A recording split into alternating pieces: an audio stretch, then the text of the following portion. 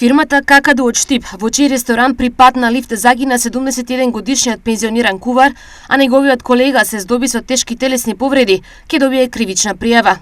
Државниот трудов инспекторат утврдил низа неправилности предвидени со законот во областа на работните односи и безбедност и здравје при работа. Двете ангажирани лица немале склучено договори за вработување. Фирмата немала ни склучен договор за вршење на систематски прегледи на вработените, ниту биле претходно спроведени. Ниту пак имале соодветна обука за безбедност и здравје при работа за двете лица кои настрадаа во падот на лифтот. Утврдено е дека на 18 мај двете лица извршувале работни задачи, сервирање и послужување на храна во ресторанот. Двете лица од кујната која се наоѓала на првиот спрат внесувале количка со празни чини во теретниот лифт. Во моментот кога е внеле количката, дошло до откинување на сајла, при што лицата паднале со лифтот од висина од 4,80 метри и се здобиле со тешки телесни повреди.